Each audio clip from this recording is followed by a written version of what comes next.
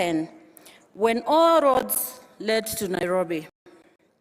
As I conclude, ladies and gentlemen, it would be remiss of me not to recognize the exemplary work by the Council of Governors and the leadership of our chair, Madam Anne Waiguru, and the Secretariat led by the CEO, Mary Mwiti, to deliver this year's conference with precision and excellence.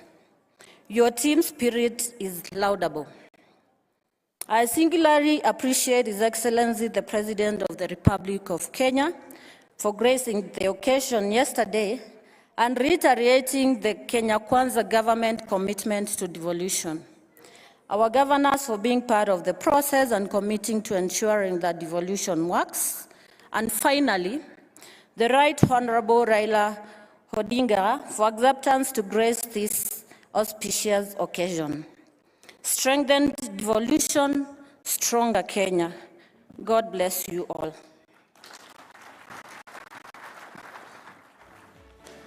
Thank you very much, PS Teresia Mbaika. Next is a presentation on the status of the action points from the 7th and final annual devolution conference and the introduction of the devolution steering committee by our very own Governor FCPA Ahmed Abdullahi, the CEOG Vice Chair. Karibu sana, Your Excellency.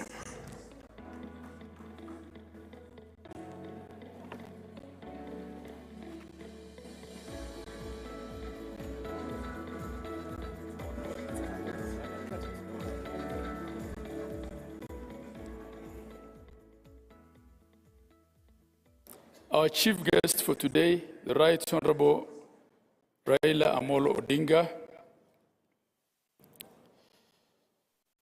Excellency Governors, Honorable Senators, the CS for National Treasury who's here, distinguished participants, ladies and gentlemen. Good afternoon. On behalf of the Steering Committee of the 2023 Devolution Conference, it's my sincere pleasure and honor to welcome you all to this remarkable conference whose overall theme is 10 years of devolution, the present and the future, and the sub-theme, driving transformation from local level, county governments at the center of economic development. This is the 8th devolution conference, but it's the first biennial devolution conference. The decision to host a conference once 2 years arose when we established that there is need to give ourselves ample time to implement the resolutions that arise from the conference. It's been 10 years since the devolution journey in Kenya began. Some of us are pioneer governors, while others joined the family of devolution in the last general election held a year ago. All of us have witnessed the benefits of devolution, but have also felt and experienced some of the challenges. It will be remiss of us to move forward without taking stock of the good and the bad.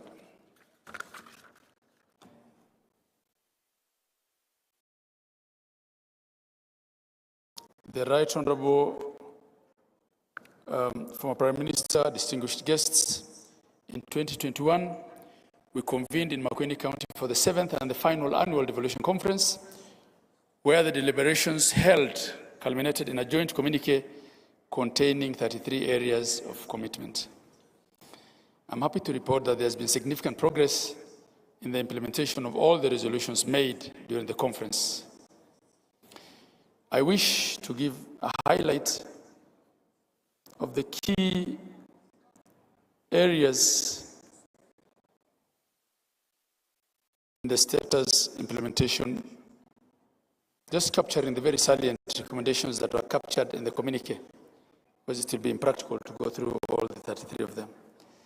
On addressing the impact of climate change, which was the main theme of that conference, in January this year, the President commissioned the government's initiative of planting 15 billion trees by 2032. County governments have so far, ahead of the planned schedule, planted 7.4 million trees in the last 4 months as a run-up to this conference. 46 counties have enacted climate change acts, policies, and regulations, and have further established county climate change funds.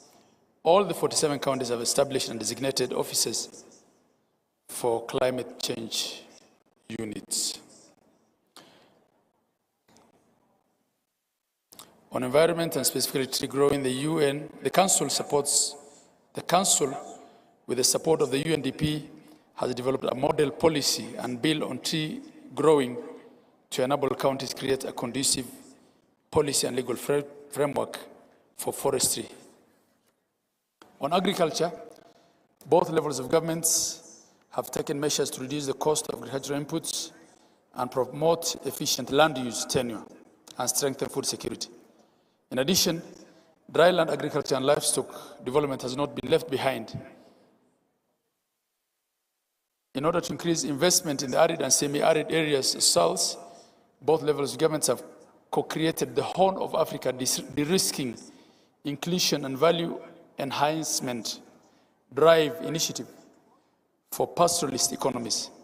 This is a $360 million project funded by the World Bank and partners aimed at enhancing pastoralist access to financial services. On trade and manufacturing, while adopting green technologies, both levels of government are working together to build Kenya's manufacturing agenda with the aim of eliminating unemployment and placing the country as a regional manufacturing hub. On innovation, many counties have developed innovation hubs and accelerator programs for youth and providing subsidies and incentives to youth-driven green innovations and businesses to facilitate the designing and building of innovations around climate change. On the blue economy, the State Department of the Blue Economy and Fisheries, in collaboration with many of the counties, have developed National Blue Economy Strategy and is scheduled to be launched this year. On urban development and infrastructure, counties and municipalities are developing resilient infrastructure projects aimed at addressing some of the climate change effects. This has been achieved through the construction of disaster risk management centers, fire stations, construction of stormwater drainages to help address flooding. I wish to leave it at that for now. Further details on the progress of the implementation of these resolutions can be found on our Marifa Center online platform, www.marifa.cog.go.ke. The Council of Governors takes this early opportunity to thank all stakeholders who have contributed towards the successful implementation of the recommendation of the 2021 communique. In the same breath, allow me to sincerely thank the County Government of Uasin and all partners who have supported this conference financially and with technical expertise. I wish us all fruitful deliberations across the main plenums and breakaway sessions and an exceptional learning experience. Your Excellency, the Right Honorable Raila Odinga, your invitation here today to be a chief guest is in recognition also of the fact that you have really been at the center of fighting for a new constitution in Kenya, which constitution enabled us to have devolution. We don't take for granted the effort and the struggles that you have taken in your political life to get us as a country to where we are, and we will always and forever appreciate that as a country. I thank you all.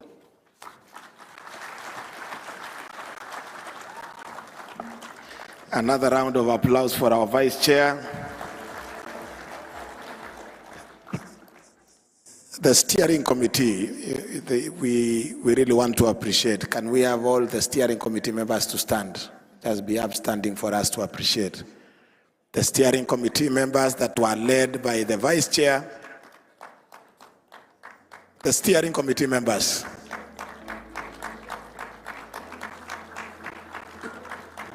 Let us appreciate them. Let's appreciate them. Thank you so much for a wonderful conference that you have organized. And we also want to thank Uasin Gishu County Government for the same. Asanteni sana, you can have your seats. Your Excellency, former Prime Minister, as part of the activities running towards this devolution conference, we had a children's devolution conference. This was done, or this happened in Kiambu County in the month of, was it July? In the month of July. And therefore, out of the deliberations of the children's conference, we have the presentation of the resolutions of the children's conference, and I want to invite Grace Nabiswa to come and make the presentations on behalf. Let's appreciate Grace as she comes. So we had a wonderful, and we want to thank Kiambu County Government, led by Governor Kimani Wamatangi, for a wonderful support that you gave the Children's Devolution Conference. Grace Nabiswa, the floor with your colleague, the floor is yours for you to give us the resolutions. Karibu.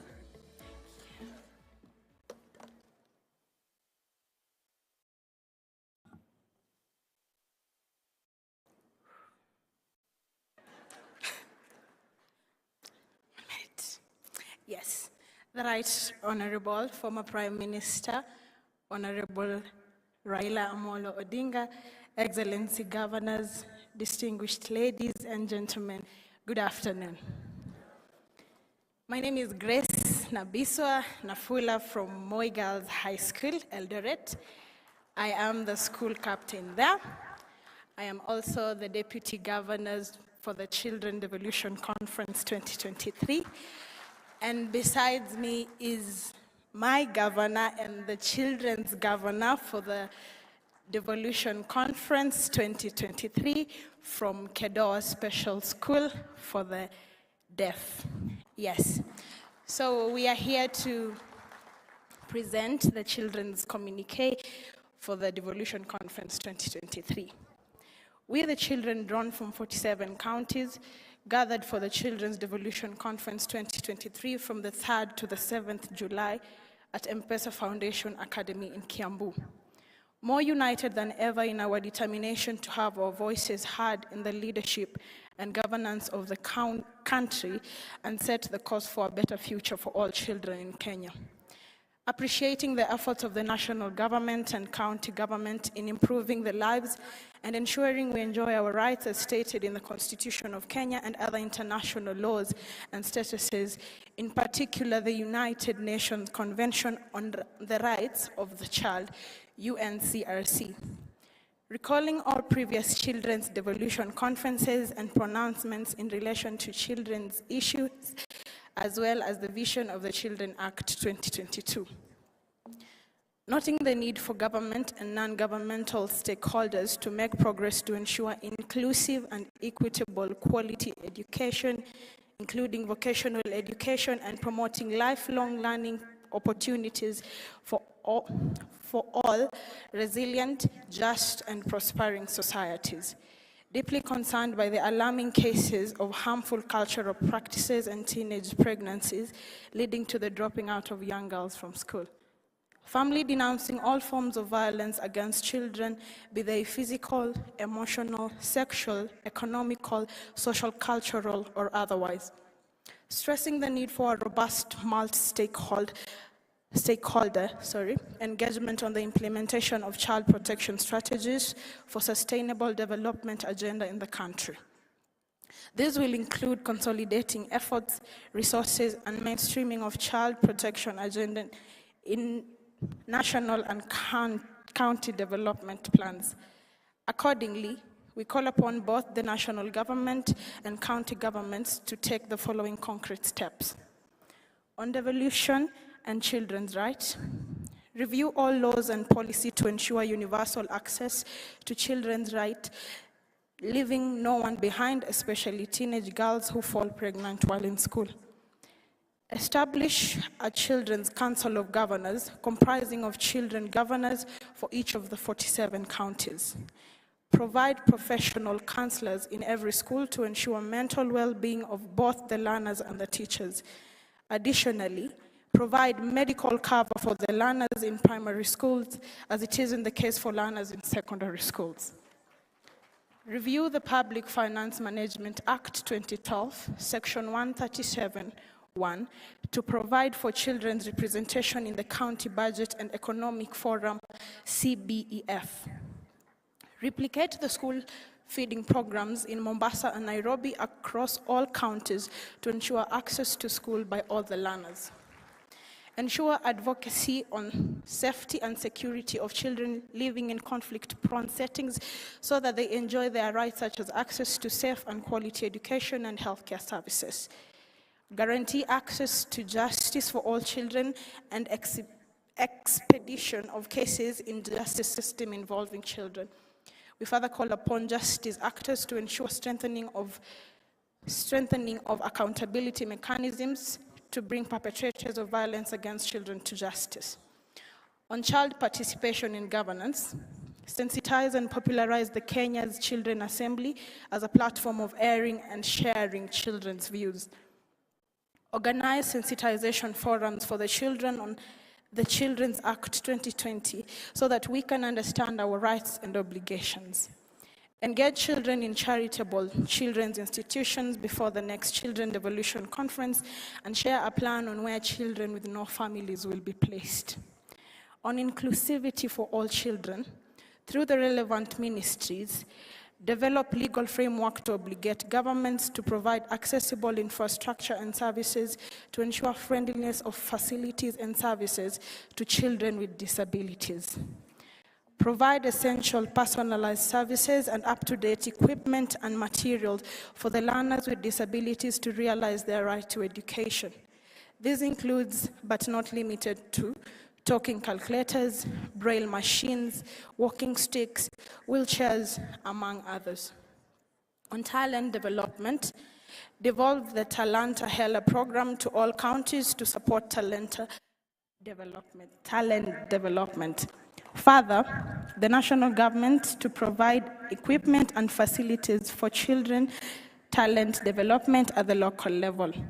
Inclusion of all children in the talent development programs by the private sector institutions such as Women in Technology program and the Chapa Ndimba.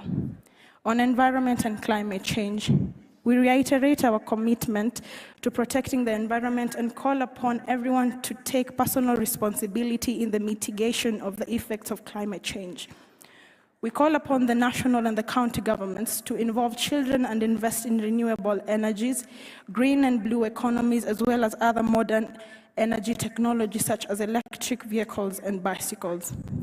We commit as children to contribute to the national campaign on growing 15 billion trees during our time in and out of school. Kenya Institute of Curriculum Development and other relevant stakeholders to develop a strategy on integration of climate change education into the curriculum. We remain committed and recognize the need for conveying a unified message from children of Kenya to our leaders, because there is nothing for us without us. We reiterate that representatives of children should be regularly invited to participate and share their experiences in all gatherings concerning children and their needs. We further urge the relevant ministry to develop guidelines for the regular participation of children in such forums. Finally, we appreciate the Council of Governors and other organizers for the Children Devolution Conference 2023. We strongly call upon all relevant stakeholders to come together and develop an implementation plan on the above recommendations and present a report of the same during the next Children's Devolution Conference, endorsed by the children of Kenya on the 6th of July 2023. signed on behalf of the children by Abel Kwaba Odwori, Governor Children Devolution Conference 2023, Grace Nabiswa, Deputy Governor Children Devolution Conference 2023.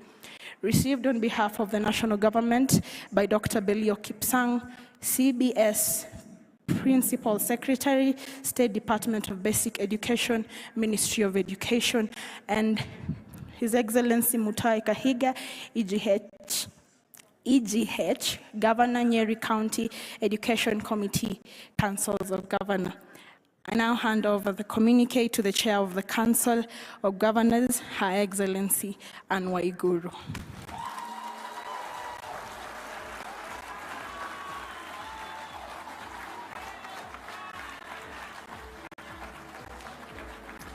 Let's appreciate the Governor and the Deputy Governor of the Children's Devolution Conference as they present a round of applause again. Those who can be able to do it by sign language.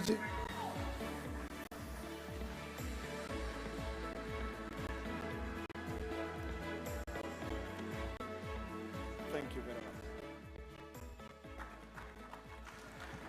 Another round of applause.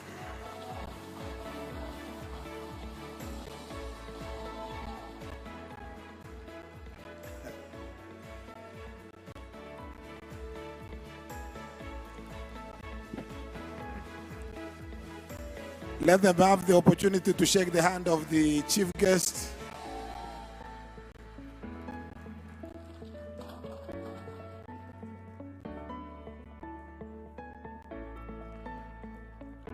That was indeed amazing. And Safaricom, we want to really, in a very special way, appreciate the sponsorship. You sponsored the entire Children's Devolution Conference. We are very grateful. Asanteni sana. The remaining speeches are going to be very, very brief because we are running out of time and we want our chief guest to have adequate time to address us. Next on stage, remarks by the Senate Minority Leader, Senator Justice Retired Stewart Mazayo, to come and make his remarks. Karibu sana, Senator Mazayo.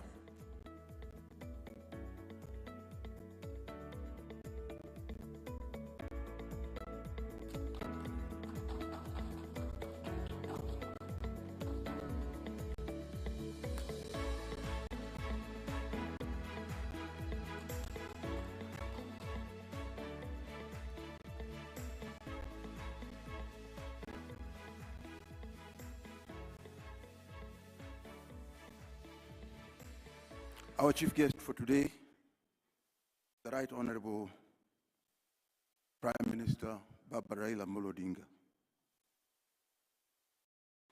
Cabinet Secretaries, Excellency the Governors, my principals, colleagues of the Senate, all protocol observed, ladies and gentlemen. It's a pleasure to be here today to meet and interact with you, honorable members, as we discuss our adequate financing for county governments for efficient services delivery. This meeting is very important as it accords us the opportunity to reflect on the devolution story, having walked the devolution journey for the last 10 years. And I'm glad to be part and parcel of that journey since it started 10 years ago. Let me confess that I'm happy to have the Right Honorable Prime Minister Raila Odinga present as the chief of guests today. We know he's the main force behind devolution. Indeed, he is the father of devolution.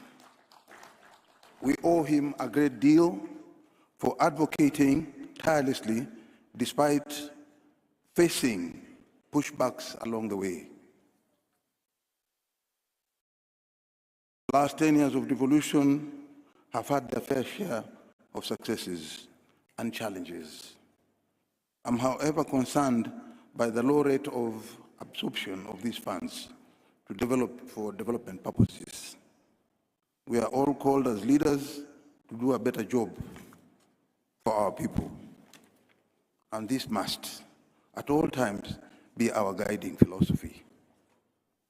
We should spend the entire allocation on development positively, contribute towards the country's growth and service delivery.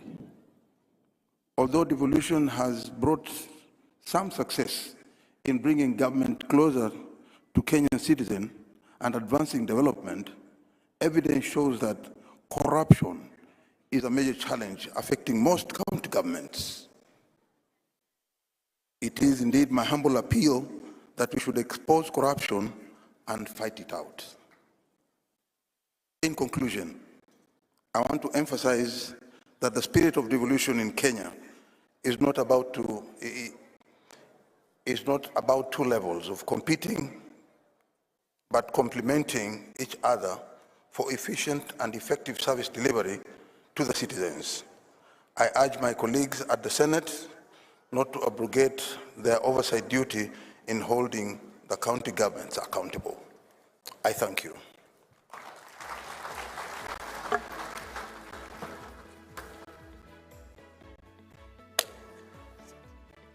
Another round of applause for Minority Leader, Senator Madzayo.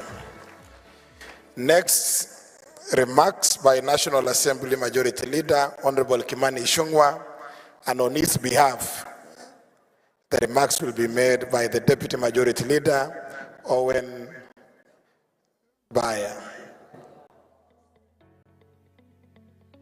Tumpigie makofi tafadhali.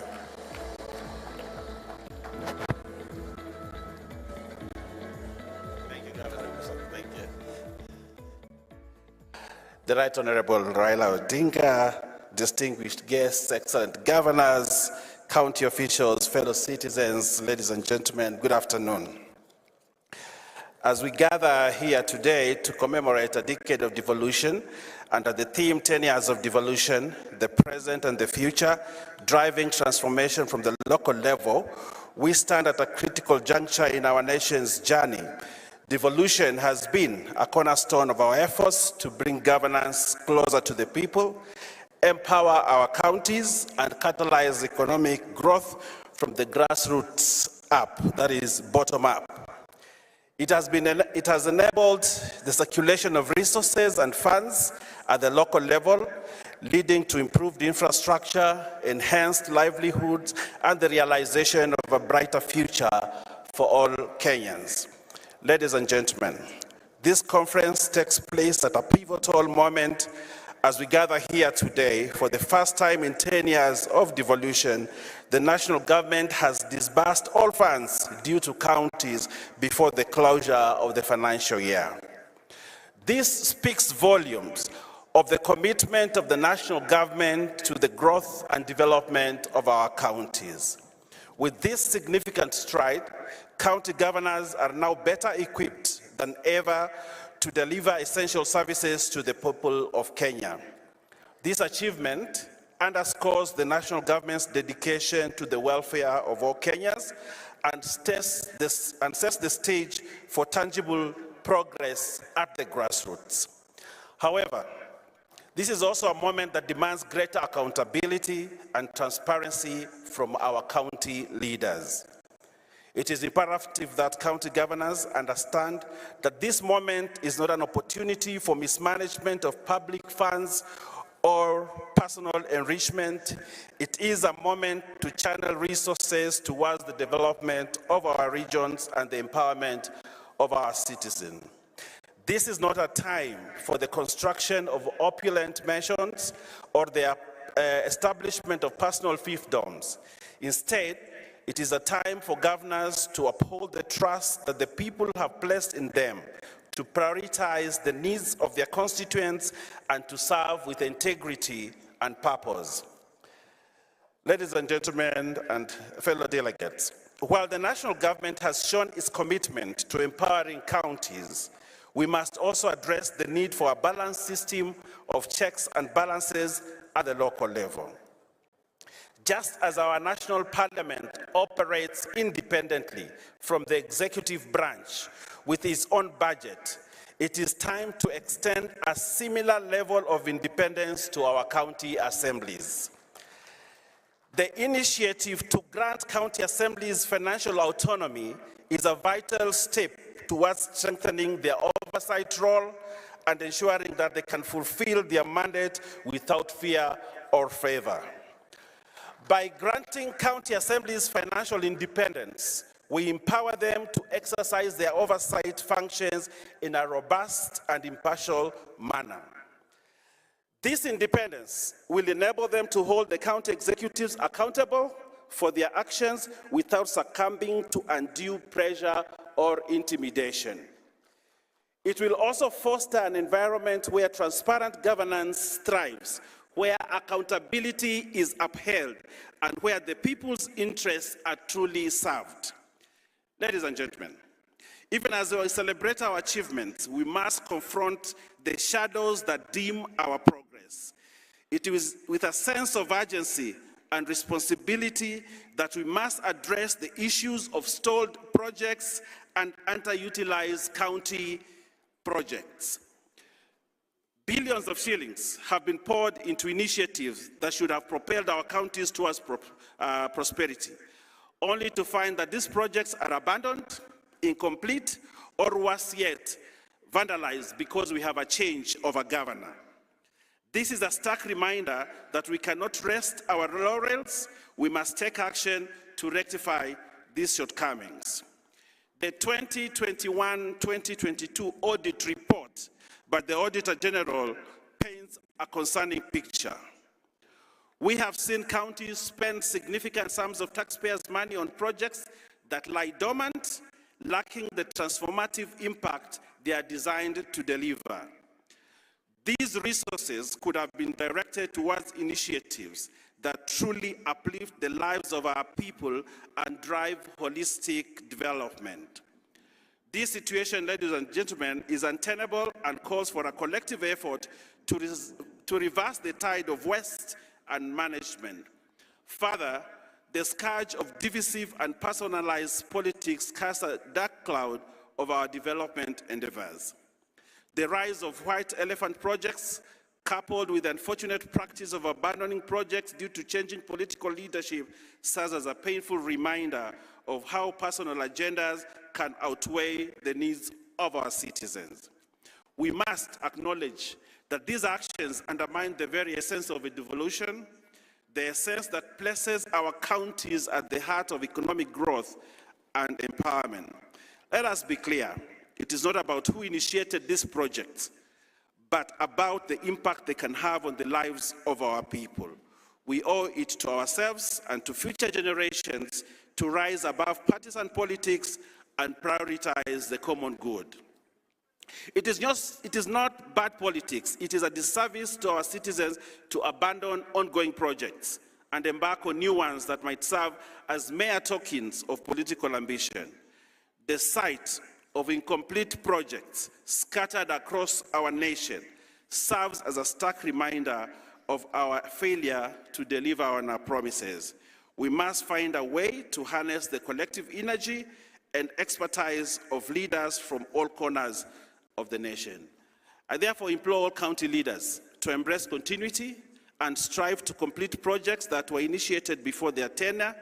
This is not only an act of fiscal responsibility, but also a demonstration of commitment to our people's welfare. By ensuring that projects we start are seen through to completion, we uphold the true spirit of devolution and ensure that the hard-earned money of our taxpayer is put to its intended use. As we stand at this crossroads, ladies and gentlemen, let us recommit ourselves to the principles of unity, progress, and empowerment.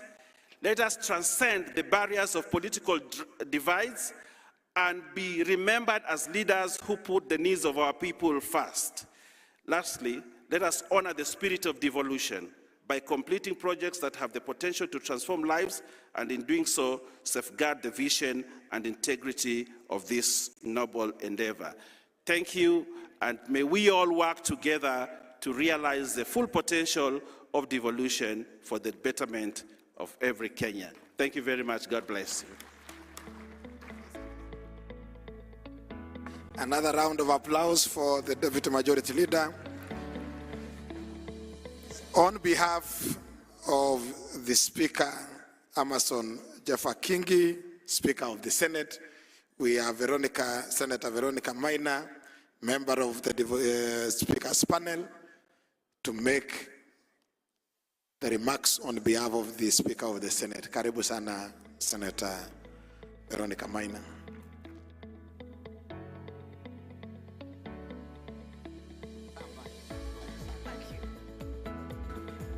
Thank you very much, Governor Sang. Our chief guests for today, Right Honorable Raila Odinga, former Prime Minister, Your Excellency Governor Anne Waiguru, Chairperson, Council of Governors, Your Excellency Governor Jonathan B., Host Governor Uasin Gishu County, all senators and members of Parliament present, our Honorable Speaker of National Assembly, all governors present, cabinet secretaries and PSs present, Honorable Speakers of County Assemblies, Honorable members of the County Assemblies, members of the diplomatic corps, representatives of development partners and agencies, distinguished guests, ladies and gentlemen, good afternoon. Prior to the promulgation of the 2010 Constitution, the state of affairs was characterized by glaring economic imbalance driven by skewed distribution of resources and opportunities. This resulted in the exclusion and marginalization of some parts of the country and undermined our desire to remain one great united nation. The Constitution of Kenya 2010 was therefore the culmination of a long quest for reforms to negotiate the social contract by the Kenyan people. The concept of devolution was among the most prominent features that enticed the majority of Kenyans to back it in the national referendum held that same year. Distinguished guests, ladies and gentlemen, there is no doubt, therefore, that the purpose and the ultimate goals of devolution were to spur and accelerate Kenya's socio-economic transformation from the grassroots to ultimately make it competitive at the global stage. In the present political dispensation, this dovetails with the Kenya Kwanza manifesto of the bottom-up economic transformation agenda, BETTER 2022 to 2027, whose core vision is to uplift the lives of ordinary Kenyans. I am confident that this noble intention will yield great results as county governments play a significant role in their niche as framed by the 5 pillars of our economic transformation agenda, namely agriculture, micro, small and medium enterprises, housing and settlement, healthcare, digital highway, and creative economy. Dear delegates, ladies and gentlemen, as a country, we take pride in the fact that although we face daunting challenges in our 10-year devolution journey, we have countless success stories that should serve to inspire and motivate us to redouble our efforts. Dividends of devolution are now notable and conspicuous, with massive improvements in road networks, infrastructure in our healthcare system, modern stadiums, markets for fresh market produce, and more business and employment opportunities created for Kenyans. While we applaud these commendable achievements, we continue to face a myriad of challenges that have undermined the full potential of our devolved units. Article 175B of the Constitution envisages availability of adequate funds as a key pillar of the endeavor by devolved units to govern themselves and render services to Kenyans. To this extent, it is anticipated that both the national government and county governments would work in concert to establish reliable sources for revenue for the implementation of devolution. However, ladies and gentlemen, As we are all aware, counties have largely, if not completely, relied on exchequer disbursements for their survival. On-source revenue as a financial lifeline for counties still remains a mirage.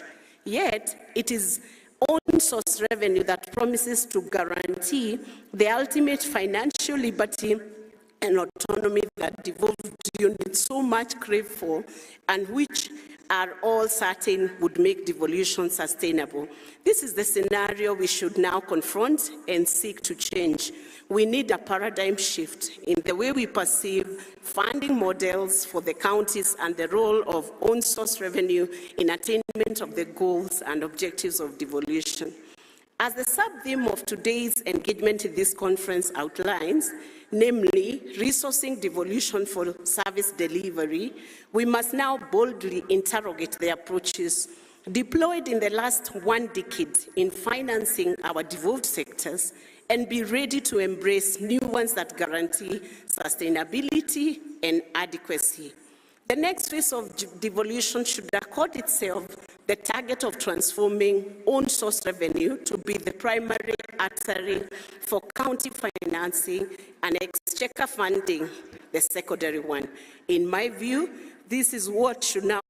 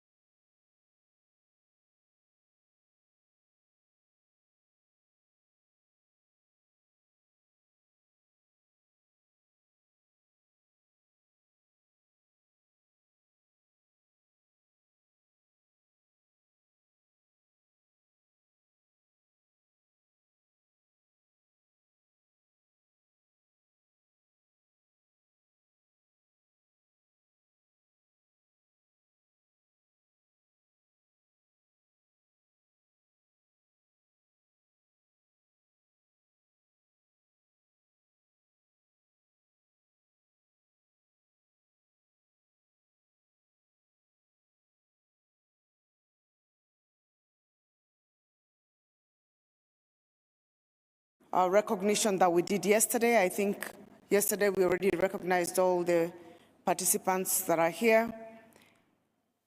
Your Excellency, Right Honorable former Prime Minister, there's representatives from the county executives. We have representatives from the county assembly, quite a huge number. We have speakers, deputy governors.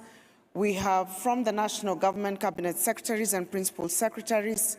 We also have a diplomatic community also represented in this room, private sector, and many other partners that are with us. So allow me not to go through the individual representation or recognition of the people who are here. We already did that yesterday. We also have most of our governors from the various counties who are here, and we recognized them yesterday by name. Allow me to mention just two that were not recognized yesterday. We have some former governors. We did not recognize them yesterday, so if there's any former governors in the room, kindly stand up just for us to recognize you. Yes, we have the former governors.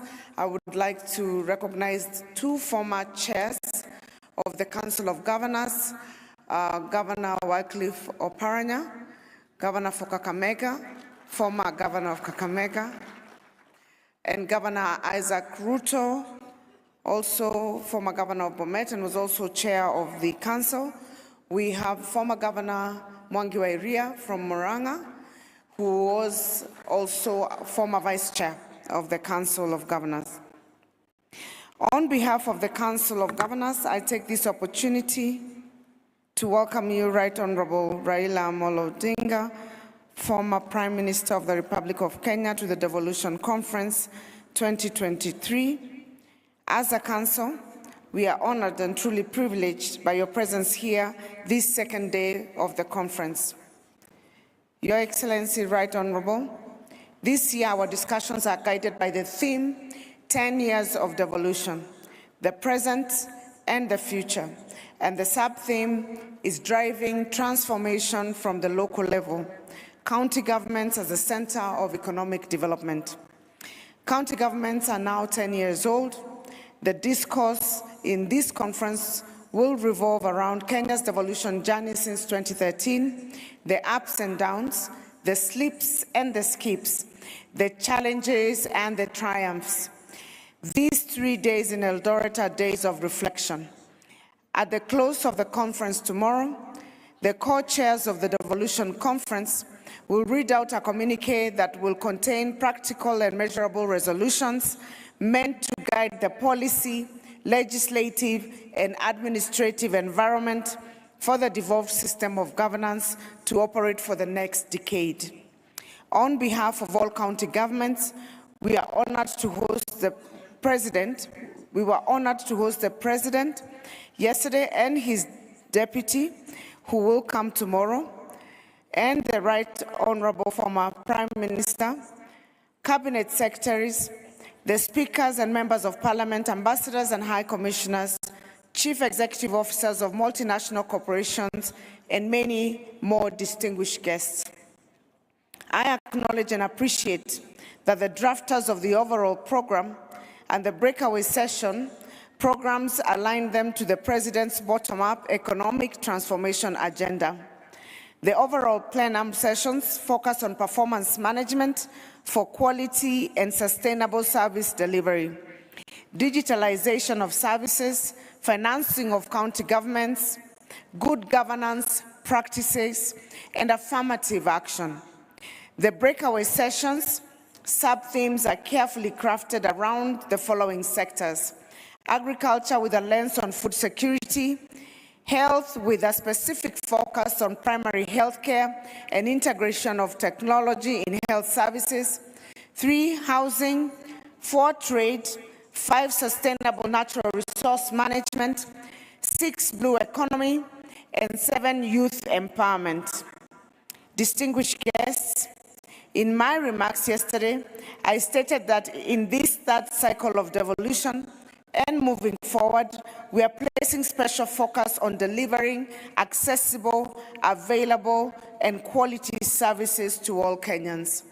I'm elated that the first plenum of this entire conference, conducted yesterday morning, paid attention to how county governments can aptly perform management as a tool, can apply performance management as a tool for strengthening effective service delivery. Every step we are making at the county level is geared towards ensuring each Kenyan from all corners of the country experiences socio-economic transformation. I am aware that the reflections of yesterday's breakaway sessions generated meaningful resolutions on strengthening primary health care, provision of housing, positioning counties as trade and investment destinations, and building the blue economy sector for the benefit of local communities. Distinguished guests, one of my highlights from yesterday was the launch of the Devolution book by His Excellency the President. There is a saying, it is not taboo to go back and fetch what you forgot. The teaching here is that it is important to understand our history and learn from it so that we can build a better future. The Devolution book is a publication that seeks to enlighten readers on the history of decentralization in Kenya and the country's transition from a centralized to a devolved system. It aims to help us learn from the past. I request Right Honorable former Prime Minister that you secure a copy for your read before you leave. We will be very happy to give it to you as a gift from the Council.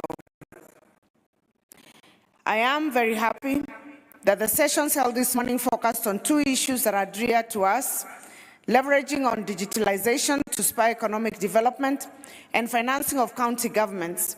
Over the last 10 years, many a time, the issue of resourcing of county functions has made headlines. At this juncture, when our investments are rooted towards building strong and sustainable service delivery systems, county governments will continue to push for adequate financing, and we are becoming innovative in the way we mobilize resources for the county functions. I will mention that for the first time in 10 years, county governments got their full allocation for the year 2022-2023 from the national government before the end of the financial year. We also got, to our surprise, the disbursement for July right on time, and therefore, as we speak, counties have been given resources according to budget requirements on time, and we pray that this will be the trend going forward. I am very happy that the sessions held this morning focused on two issues: leveraging digitalization to spur economic development.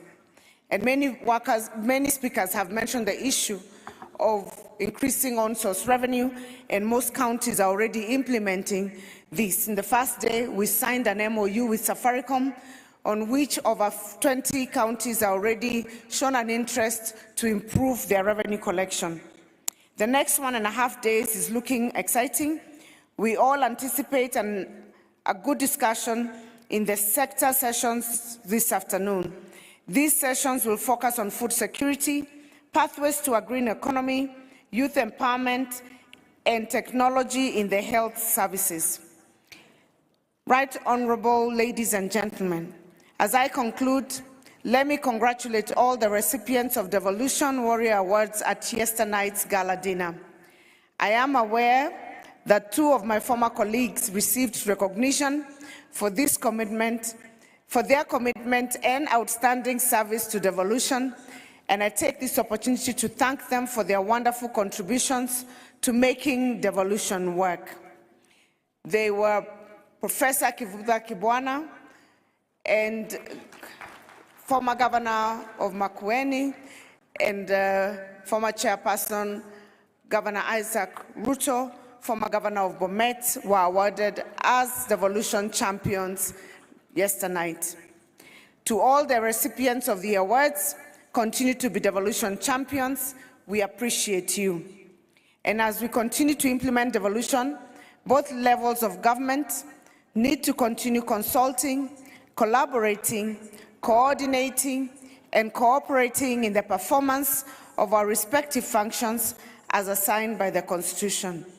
As the good book says, the harvest is plentiful, but the laborers are few. A lot needs to be done to lift the lives of millions of Kenyans from poverty, significantly reduce unemployment, and keep the country on a path to socio-economic development. Those of us in leadership positions have been entrusted by the people of Kenya with a singular task of delivering the promises embodied in Article 174 of the Constitution of Kenya. I now would like to take this opportunity to invite Your Excellency, the Right Honorable Raila Odinga, former Prime Minister of the Republic of Kenya, to make his keynote address. Thank you and God bless you.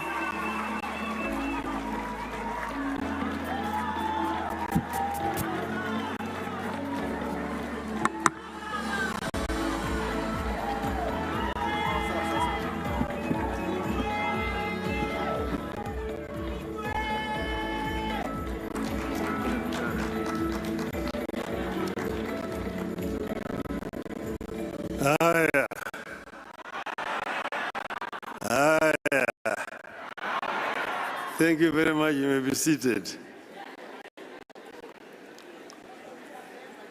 The Chair of the Council of Governors, Governor Anne Waiguru,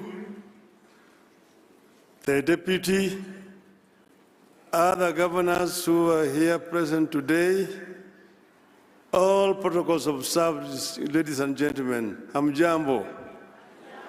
Hamjambo tena. Hey, I feel very, very delighted and intimidated for you here today.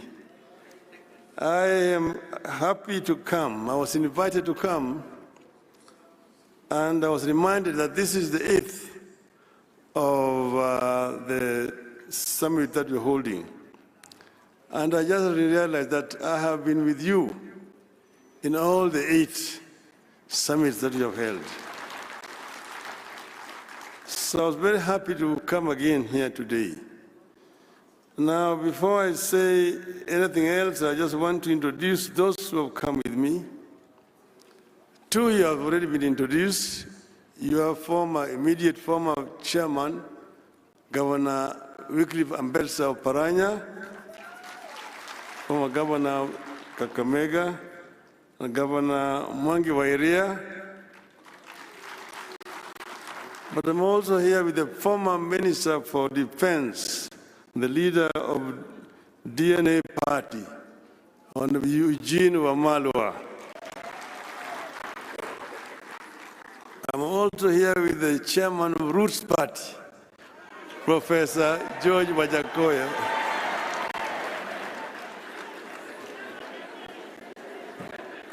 Those are Wanazimio who have accompanied me to come here. We are all very delighted. And seeing what is in the media today and also seeing what was said yesterday, I wondered what I should term my talk to you today.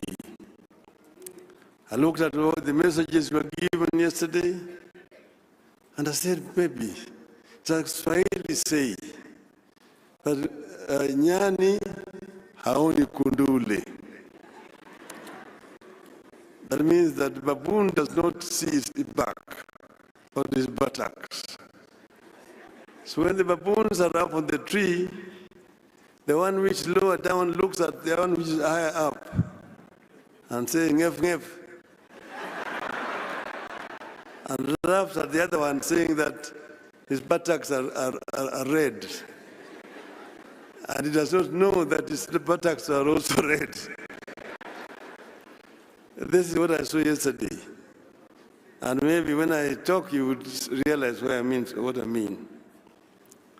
It is a pleasure to be here with you today to celebrate a decade of devolution. I want to take this early opportunity to commend the Council of Governors. You have been able to find a way around our sometimes toxic and divisive politics. You have been able to create a leadership that looks past party and political differences and moves you forward as a team. I commend you for your ability to mend fences and build bridges.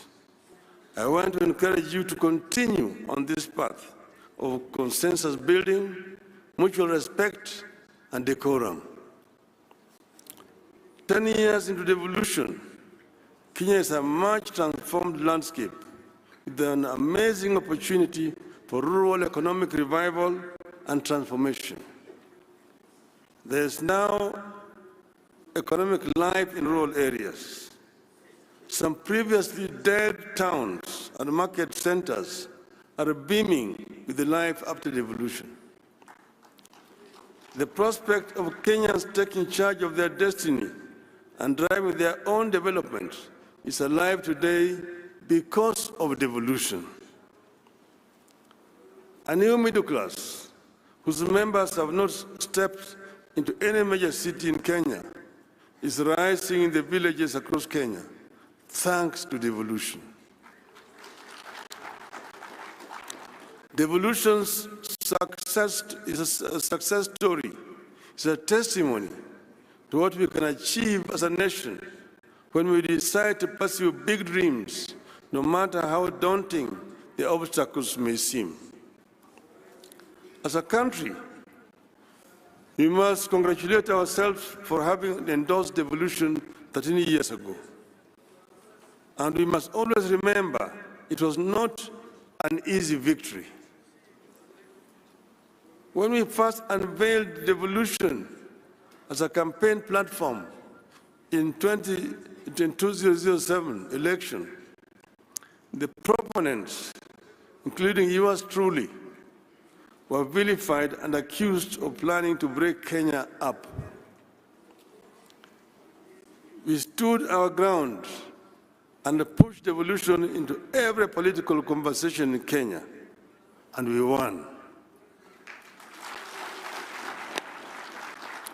I am aware that even today, as you try to imagine and dream how best devolution can deliver more for our people, as you try to test and stretch the limits of devolution, you face skepticism and fears that you may be wrong and that it might destroy your political careers.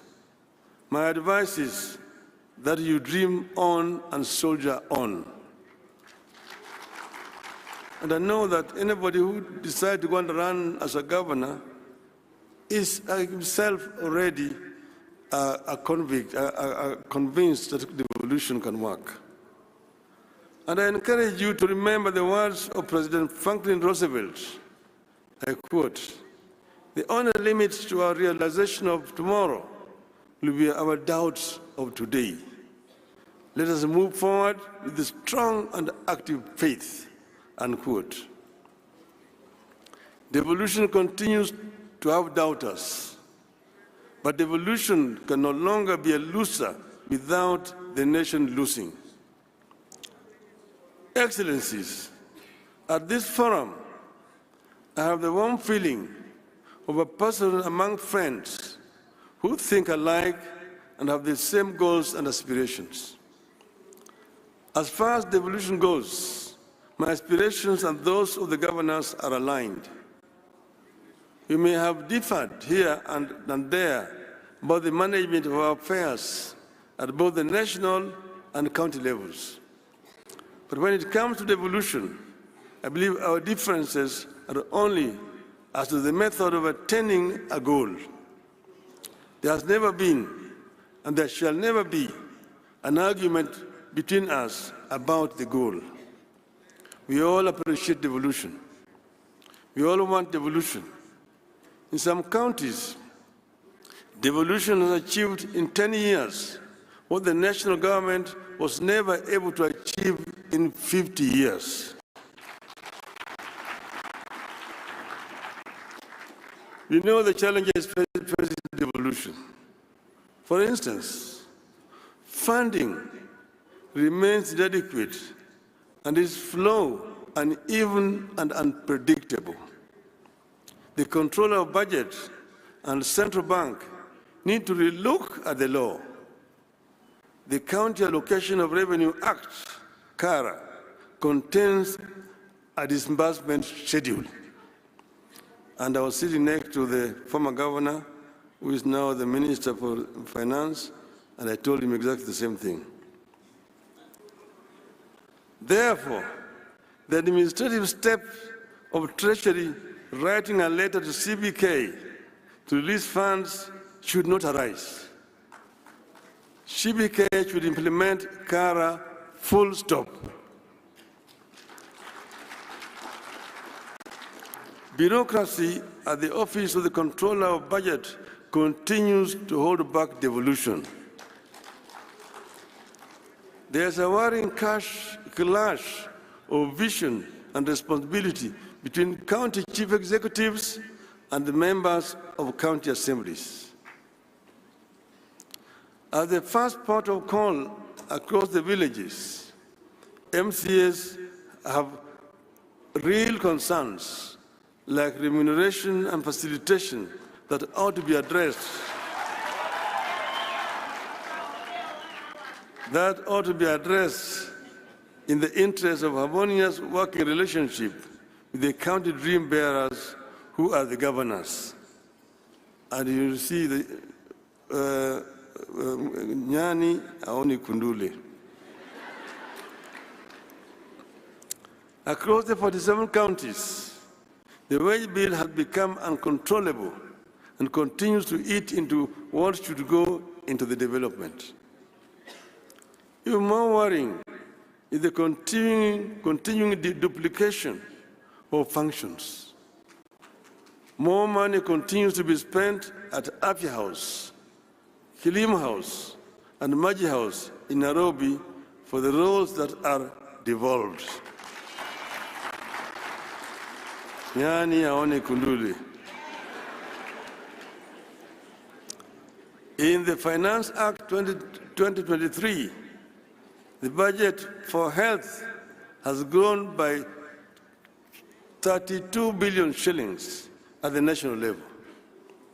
Recurrent expenditure alone has increased by 17%, yet most of the health functions are devolved.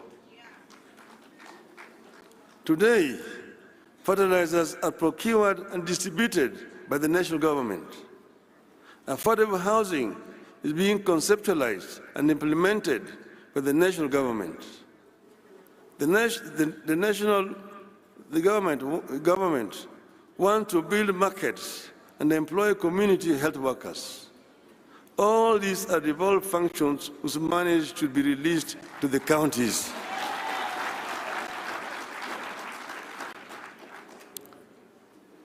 "10 years into devolution, this tug of war between the counties and the national government needs to come to an end. In this tug of war, the Commission of Revenue Allocation continues to be ignored, making revenue sharing between national and county governments and among counties uneven and more political than professional." Nyani aone kuduli. As we castigate the national government, let us worry over devolved corruption. Oversight seems concentrated at the national level, while the graft stalks devolution at every turn. The interplay between oversight institutions like the county assemblies, Auditor General, the Senate, and the investigative and prosecutorial arms is weak, and the institutions not working together. But I want to say that it's not only that the corruption has been devolved, corruption has also remained very big at the national level. So the national level has no business talking to you about devolved corruption. When assemblies and the Senate inquire into a matter, the best they can do is recommend investigation. When investigators complete their work, the best they can do is to recommend prosecution. And there is, of course, no guarantee that the courts will punish the wrongdoers. Let us address these man-made challenges once and for all, so that we can unleash the full transformative capacities of our countries. We need a constant and consistent monitoring of all laws governing devolution to ensure their implementation and to add statutes whenever they are needed. Your Excellencies, ladies and gentlemen, we meet at a time our country is facing real grave threats. This is a reality check backed by government data. The economy is struggling. Our national currency is severely weakened. The shilling has fallen by 10% since March this year. Our people have been hit hard by punitive taxes and a consequent rise in the cost of living. We have runaway unemployment. Our healthcare system is broken. We face challenges with food security at a time climate change is turning everything upside down. From farming to healthcare to provision of water and infrastructure, nothing is the same or predictable anymore. Unfortunately for governors, you are stationed where the desperation, the need, and the expectations are highest. That is, at the grassroots, where people want instant solutions. I believe that as a country, we are lucky to be going through these challenges in the era of devolution. I believe that if county governments were not here to absorb some of the shock and act as cushion, the economic and governance challenges Kenya is going through today would have overwhelmed and overrun the national government. To continue providing buffers for our country and respond to the cries of the people, counties need a tremendous amount of financial resources in a timely and predictable manner.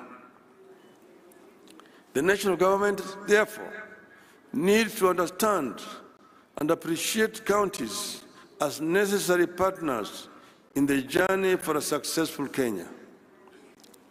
The problems and responsibilities the people and the counties face today demand that we reevaluate and strengthen our commitment to preserve the place of the county government and bestow it with the power, the authority, the responsibilities, and the revenues necessary to discharge those roles and meet expectations. In times like these, county government may be tempted to do what the national government is doing, which is to increase charges for services they provide to generate more revenue. And I was listening to the talk about its own revenue. I see it differently. I believe this is the time for county government to act compassionately and responsibly. The problems our people face today require that we invest within our means in programs that create jobs and put money into the people's pockets. Counties don't have to copy and paste what the national government is doing. I encourage you to be own models for innovation and creativity. Rather than extract more from the pockets of equally suffering masses, I encourage you to continue to provide communities and families with the tools they need to succeed so that they can, in return, finance counties without too much pain. Being on the ground, governors have no time to get into a lot of ideological debates that consume our politics in Nairobi. Counties should have no time for merely making commitments and announcements. Governors have to be practical. You will do well and set examples when you back up your pronouncements with concrete action at the level of policy and practice. I believe that the work that you do, if done well, will with time have a concrete impact on the debate at the national level. This is the time to provide record amounts of assistance to our farmers to enable them save us from the routines of famine, food imports, and food inflation. This is the time for financial inclusion programs and ensure the money reaches the intended recipients. This is the time to work on turning your towns into smart cities of tomorrow, equipped with world-class amenities. I encourage you to soldier on and double your efforts at light manufacturing and value addition as a way of generating revenue and putting money into people's pockets. With focus, you should be able to set up world-class investment and industrial regions along dedicated corridors of your counties to aid manufacturing.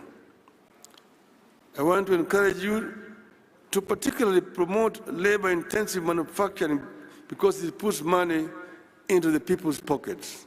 And I'm talking to you as a manufacturing engineer.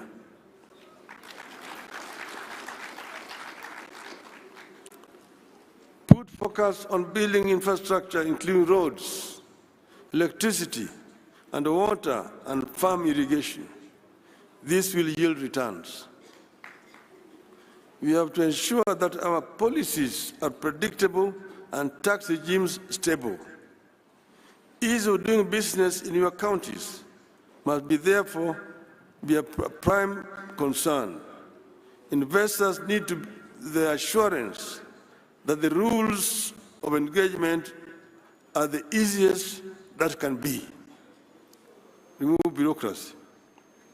With such clarity, you will be able to create employment opportunities, encourage enterprise, and to create a bigger job market for our youth, widening your base for revenue. I believe it is time, again within your means, to allocate some of the money from own revenue to a cash transfer program to help protect the poor at the grassroots. I want to encourage you to continue with cooperation between counties. At the same time, however, we need a competitive element among counties to prevent the temptation to just maintain the status quo. Let us compete even as you cooperate. Finally, ladies and gentlemen, I want to disclose to you a reality slowly taking shape in our country, but which many of us, including the governors, may not notice. While national politicians may be getting all the attention, the action of translating policies into improvement of livelihoods is actually being determined by governors, county assemblies, and county governments. I see immense possibility for our county-driven growth and leadership in our country. I see potential for a county-driven quantum leap in our country.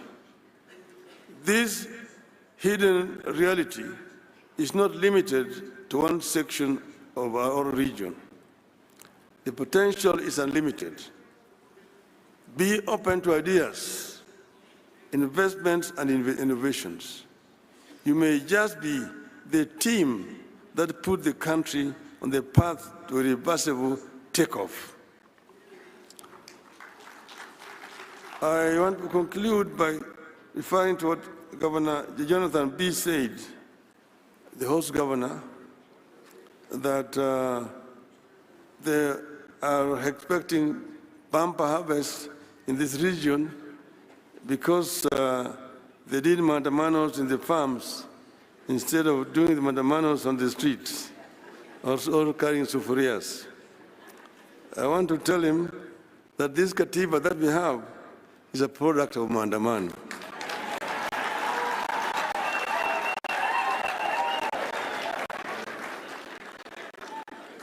And I also want to remind that if mandamano can help families whose children were cheated or money being taken to Finland, there's nothing wrong with mandamano.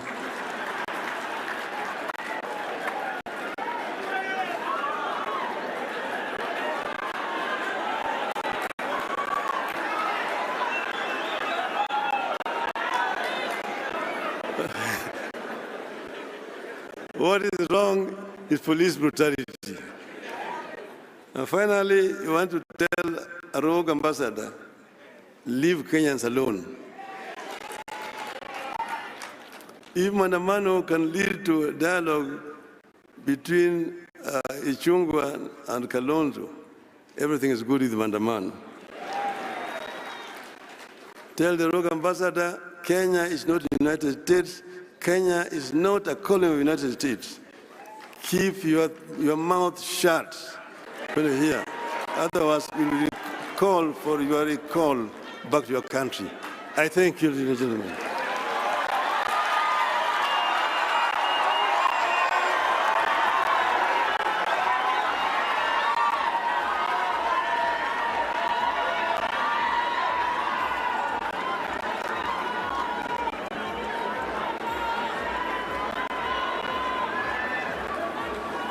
Thank you very much. Another round of applause, please, for the former Prime Minister, Right Honorable Raila Odinga. Asante sana. Our guests would like now to welcome the chair of the council plus other governors for a photo session. But we're also going to have a gift courtesy of the Council of Governors Steering Committee that organized the Devolution Conference. So this photo is the Right Honorable Prime Minister and the 47 governors, those who were present.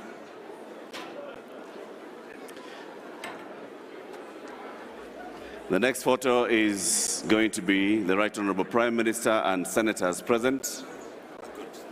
You've done it. Asante sana, asante sana. Oh, Governor Malombo was not caught in the photo. Oh, there you go. Asante sana. Next up, I'll call the senators who are present. The senators who are present to come for this photo with the Right Honorable former Prime Minister. Asante sana, governors. Thank you very much, governors. Senators, a photo with the senators.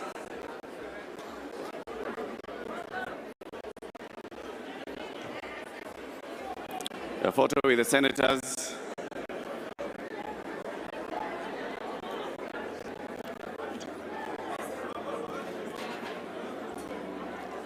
A photo with the senators. We'll also have a photo with deputy governors present and another one with members of the National Assembly who are present. Senator Mugeni, thank you. Thank you very much, senators. Next up, I want to call a photo with the deputy governors, led by the chair of the Deputy Governors Forum.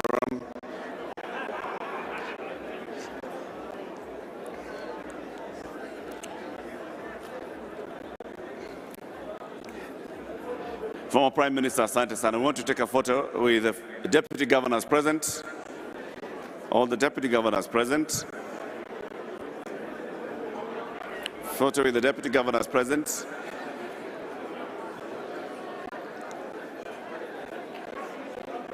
A quick one, deputy governors, tafadhali. We want to have another one with members of the National Assembly who are here.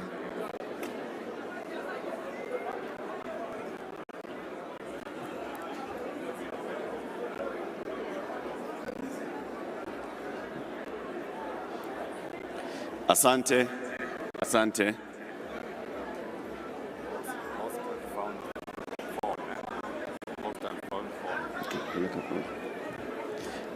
Asante sana. The Council of Governors has a gift for you, Right Honorable former Prime Minister. The Devolution Conference Steering Committee and the Council of Governors. Tafadhalini, tafadhalini, we have a guest. Excuse me. Former Prime Minister, please come to the stage. Please come to the stage. Mwalimu Bage, please help me. Former Prime Minister, please come to the stage. We have a photo of and a gift for you.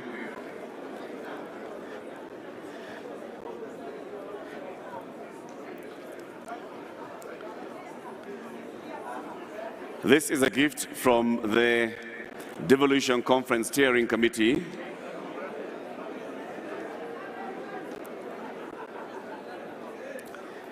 We have a book on devolution.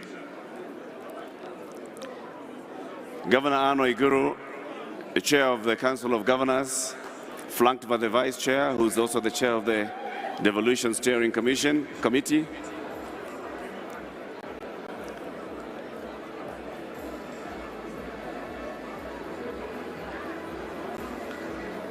And that other present as well.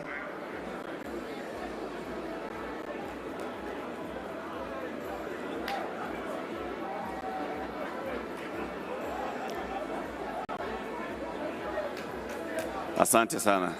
Asante sana. Our chief guest, we thank you very much for joining us. We'll be proceeding to lunch to my right.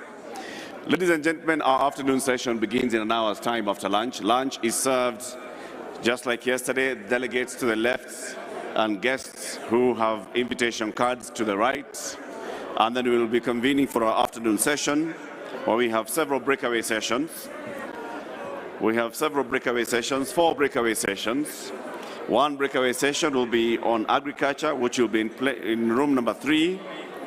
Room number 1 will be hosting Empowering Youth for Inclusive Economic Growth. Number 2 will be on natural resources.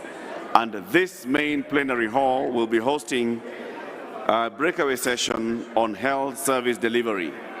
Health service delivery will be here. Number 1 will be on youth. Number 2 will be on natural resources. And number 3 will be on agriculture sector. Those are the 3 breakaway sessions. Please go to your session of interest in an hour's time after lunch. Enjoy your lunch, ladies and gentlemen.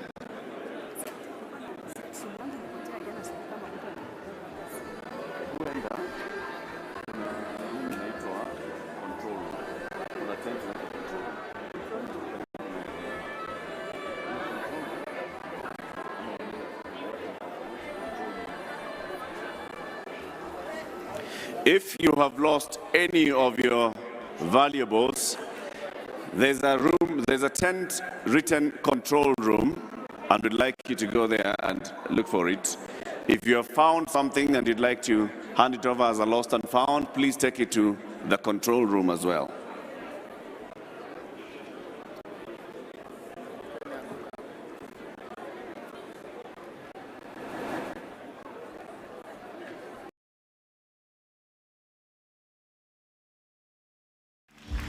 Right now online, if you're joining us as a part of our EFAM, put in the chat where you're joining us from. We have been in a flow in the church, and God has been speaking to us the last few weeks. Well, he's been speaking to me. And I learned a long time ago just to stay in the flow with the Holy Spirit and as long as he would. And so I'm going to stay in the same flow that I've been in the last few weeks and continue with the scripture that I love in 1 Peter chapter 5, and I'm going to pick up in verse 8. I want you to go back and read the whole chapter when you get home, but I'm going to pick up in verse 8 today for the sake of time and give you this. We have an instruction and a promise, and first comes the instruction in verse 8, 1 Peter 5:8. Be alert and of sober mind. Your enemy, the devil, prowls around like a roaring lion looking for someone to devour. Resist him, standing firm in the faith, because you know that the family of believers throughout the world is undergoing the same kind of sufferings. And this is the verse that I want us to really think about today. And the God of all grace, who called you to his eternal glory in Christ, after you have suffered a little while, will himself restore you and make you strong, firm, and steadfast. Isn't that good?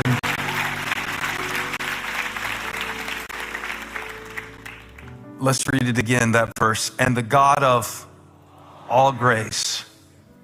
The first week we talked about the God of also, and then we talked about the God of again, and we talked about last week the God of already. I'm still not over that message. I'm still not over that message. But today I thought we would talk from verse 10 in 1 Peter, where he said, and the God of all grace, who called you to his eternal glory in Christ, after you have suffered a little while, will himself restore you and make you strong, firm, and steadfast. Can you guess my subject for today? And the God of, not that, we could do that too, but a little bit later, who called you to his eternal glory in Christ after you have suffered a little while, will himself restore you. I want to talk about the God of after. The God of after. Would you join me in praying again? Father, I thank you for each precious person that you brought under the covering of your word today. In your shadow most high, we find refuge and strength and safety. I pray that this could be a place of safety, a place of strength for everybody who needs your voice today in a specific way in their life. Hit the target. Holy Spirit, I offer you all of me, and I ask that you would make up the difference. What they need and what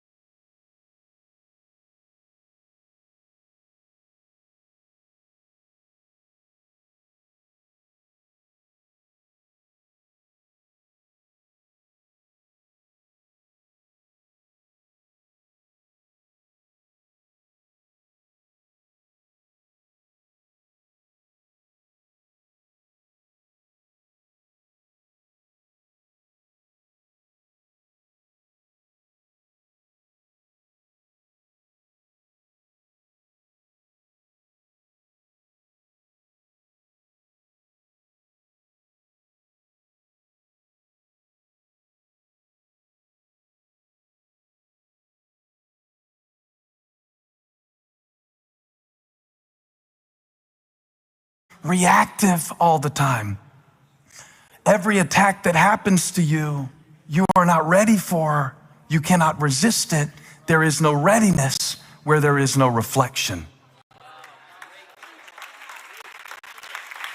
I want to get better and better and better in my life, not at blaming stuff that happened, but going like, hey, what was it that put me in that state that I wasn't ready for that? And how next time when I'm going into that situation, can I be a little more ready for it? Sometimes God will uncover really weird stuff for you. Like this, I'll give you an example. When I get really hyped up before I preach, it's a setup for me to be disappointed if you're not hyped up when I start preaching. But here's what happened. I pulled into a private space today. You had to drive through some traffic and people and stuff like that. I didn't have to bring any kids to church today. Holly did all that. So of course I'm ready. I didn't have to get anybody dressed, anybody in the car on time. I didn't have anybody to count for but myself. Only person I had to make sure had his clothes on and shoes on and showered up was me. So I'm in a good mood. But what if you're not? So I realized that like, I gotta be ready when I come out here to preach, that you might not be ready to listen yet. Because if I'm not, then when the discouragement comes, when I'm like, oh no, they don't look like they're really into this. Well, they're into it, but it's just like a cold plunge for them. Like they just gotta get settled into it. Let them sit there a minute. You know, I asked God one time because when people yawn when I'm preaching, that really sets me off. Like really sets me off. Have you ever noticed in my sermon where I take a sharp turn and it gets really, really rough all of a sudden, like really mean or like condemnation? I start talking about hell and judgment and stuff like that. I probably saw somebody yawn. That's probably what just happened. And I remember something, even this week I was thinking about this because in psychology they call it triggers and different things that, it could be a smell, it could be a sight, it could be a sound, it could be a lot of different things. But I remembered that there was one boy when I was first learning to teach the Bible and he would full on yawn, not like yawn like he was trying to hide it, but he would full on stretch back yawn. His shirt would stretch up over his belly. I had to look